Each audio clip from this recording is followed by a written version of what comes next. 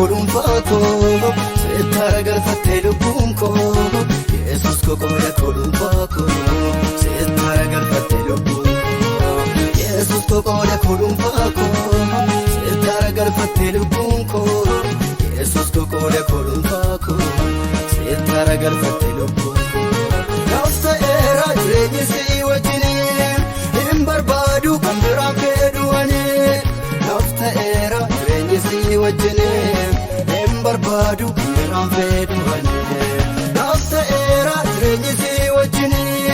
hin barbaadu kan biraan fedhu ani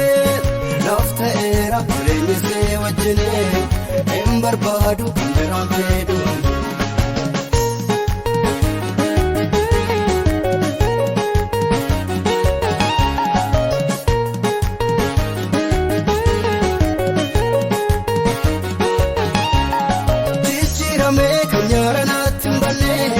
Kanna baatu nufe kannan dadhabne Nafsi qofa michuun guyyaa qophummaa Gooluun galaasitu nafa manama Suuman qaba kanan farseedha dadhu Olfina kee kan biraatiif ilaallu Suuman qaba kanan farseedha dadhu Olfina kee kan biraatiif ilaallu Yesus ko qooda kodum fako setara galfatte lubbuun koo Yesus ko qooda kodum fako setara galfatte lubbuun koo Yesus ko qooda kodum fako setara galfatte lubbuun koo Yesus ko qooda kodum fako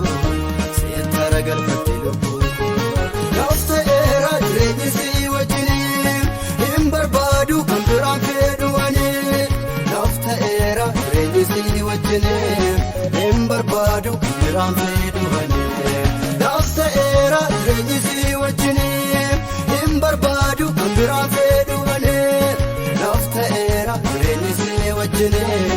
hin barbaadu kan biraan fedhu ani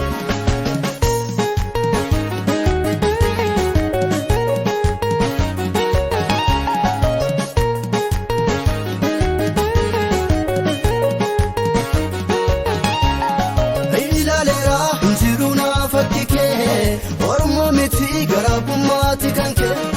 Raakunuusee moo'ii bobaa kee jala Guddinni koo sichi kanarra cala Maal jedhare hirichi nammoo ta'e Darbeen sukkaa anoo daangicha fite Maal jedhare hirichi nammoo ta'e Darbeen sukkaa anoo daangicha fite